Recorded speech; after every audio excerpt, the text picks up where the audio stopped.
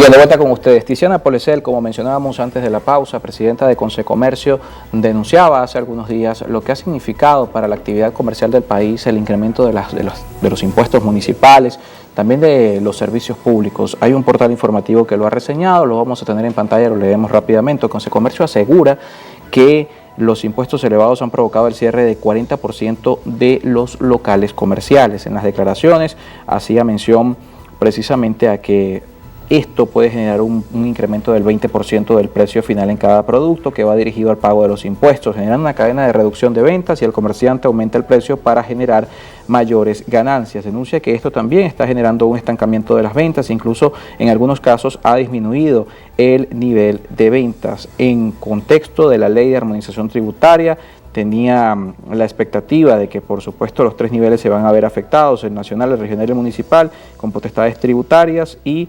que considerarlos de manera separada, pues sin considerar los tributos que pueden fijar otras entidades federales, solo generan sobrecarga fiscal, lo cual va en contra de las propias actividades económicas en cada municipio. Es la posición de los comerciantes. ¿Cómo lo ven desde el gobierno municipal? Sí, fíjate, en primer lugar quisiera hacer una aclaratoria. En Chacao, y estoy casi seguro que en la mayoría de los municipios metropolitanos, pero puedo dar fe, pues, certeza, con relación a Chacao, no se modifican los impuestos desde el año 20. Precisamente, lo voy a decir brevemente, cuando el alcalde Duque entra en funciones, una de las cosas que se realizó desde la sindicatura, cuando yo era síndico procurador municipal, en unión, pues, en conjunto con el Consejo Municipal, fue una reforma tributaria. ¿Por qué? Bueno, porque Chacao era un municipio donde los grandes contribuyentes prácticamente significaban, el aporte de los grandes contribuyentes significaba el 60 al 70% de los ingresos propios, ¿no? Y nuestras alícuotas estaban muy rezagadas con relación a municipios hermanos como Baruta, como El Hatillo, precisamente, pues, ¿no? Entonces, en esa reforma tributaria se ajustaron las alícuotas, pero el último ajuste de alícuotas fue en el año 2020, o sea que por lo menos en Chacao no hemos modificado alícuotas ni creado impuestos desde hace 2 años, pues, ¿no? Entonces es bueno que tu audiencia tenga eso claro. ¿Qué pasa con el proyecto de ley de coordinación y armonización tributaria? Bueno, como lo decía anteriormente, primero que pongo en contexto también a la audiencia, ¿no? Los consejos municipales y los municipios crean su clasificador de actividades económicas, ¿no? Eso es lo que se llama el ISAE, Impuesto sobre Actividades Económicas. Entonces ahí, dependiendo de la actividad, se fija una alícuota. Generalmente alícuotas en términos porcentuales. En términos porcentuales. Vamos a poner un ejemplo. Tú tienes una librería. Eso es una actividad económica que genera una alícuota alrededor del 2%, ¿no? Ahora, si tienes una discoteca, un restaurante, donde se presume que hay grandes no, pero que hay ingresos importantes y además no es una actividad, digamos, esencial, pues, para la sociedad, sino más bien de distracción, sí, entonces y hay venta de licores, por ejemplo, entonces la alícuota es mucho mayor. La alícuota de un automercado es mucho menor a la de un restaurante, para poner ese tipo de ejemplos, ¿no? Y así se puede imaginar la audiencia que hay una proporción en función de la actividad y la alícuota que debe pagar por impuestos a actividades económicas, ¿no? Esto lo hace Chacao, no es el mismo caso de otro municipio, es algo que aprobó el Consejo Municipal. Todos los municipios lo hacen, porque así lo establece la Constitución. La Constitución establece... ¿La armonización no afectaría esta tabla? Claro que sí. Bueno, porque nos encontramos con la perla, y discúlpenme la expresión, que ahora va a ser el Ministerio del Poder Público de Economía y Finanzas quien va a ser los clasificadores. Entonces hay una abierta violación a la autonomía municipal, a la autonomía tributaria municipal establecida en la Constitución. Pero no solo eso, sino que además de las actividades económicas va a fijar el monto del tributo en materia de vehículos, en materia de montos catastrales, es decir, se está vaciando al municipio de sus competencias. Y además, como lo dije anteriormente, sin que esto sea consultado, discutido, concertado con los municipios, con los gobernadores y con los contribuyentes. O sea, al final es muy probable que esto termine siendo más, después de 20 años que el país ha estado esperando esta ley de armonización, que sean más los problemas y los defectos que traiga que las virtudes. ¿Qué pasa con las gobernaciones? Aprovechamos también que José Manuel Muñoz, por cierto, es diputado del Consejo Legislativo del Estado Miranda, y aclaramos, la realidad de recaudación propia de una gobernación es muy diferente a la de una alcaldía.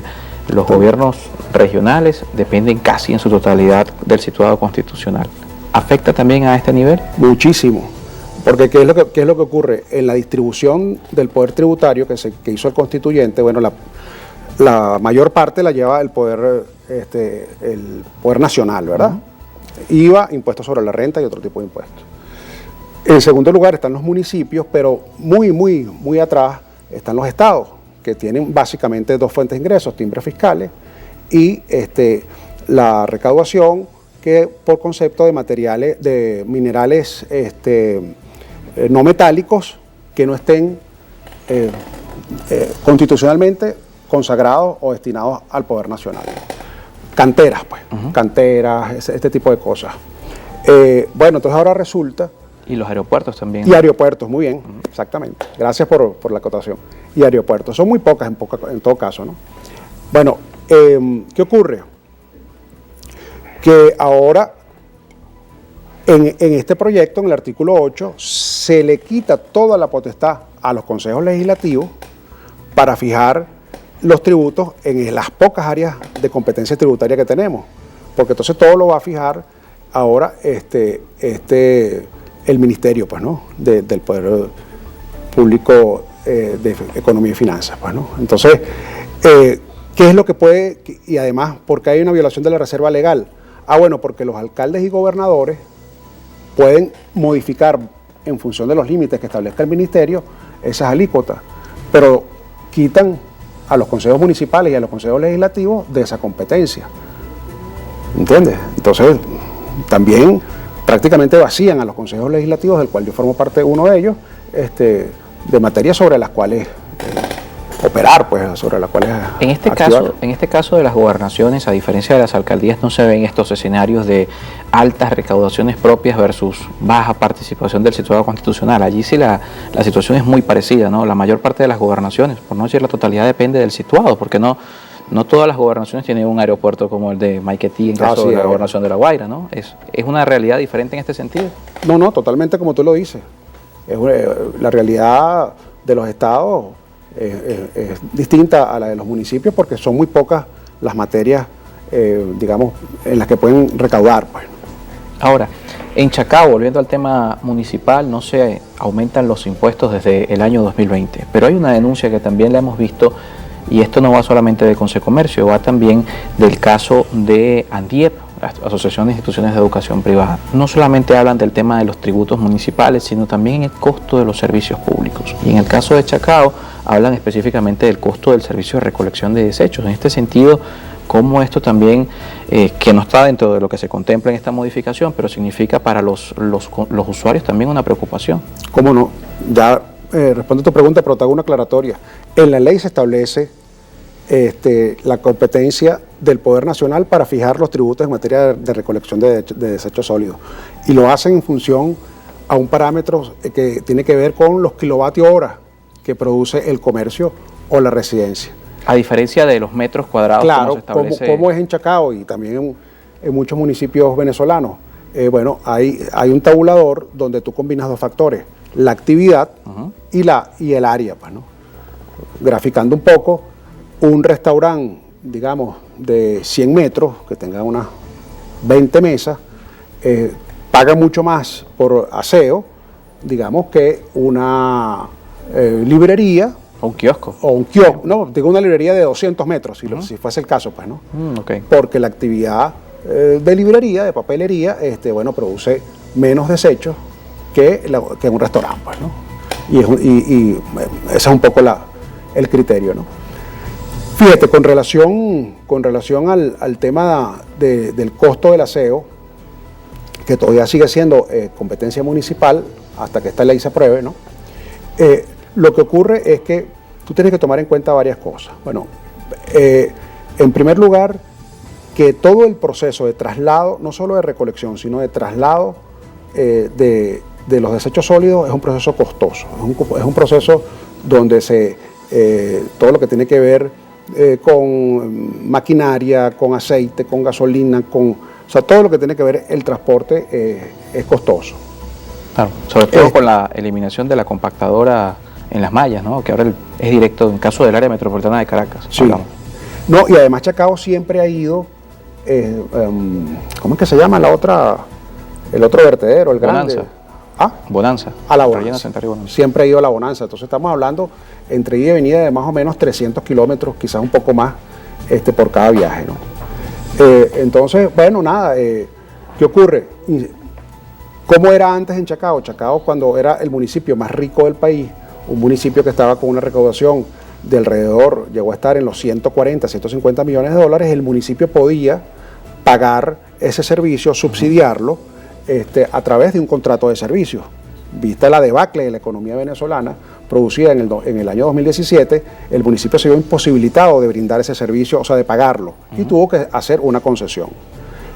Y dentro de esa concesión tenemos un margen de maniobra, por lo menos con los residentes, donde nosotros estamos asumiendo el costo del aseo residencial, que está exonerado en gran parte.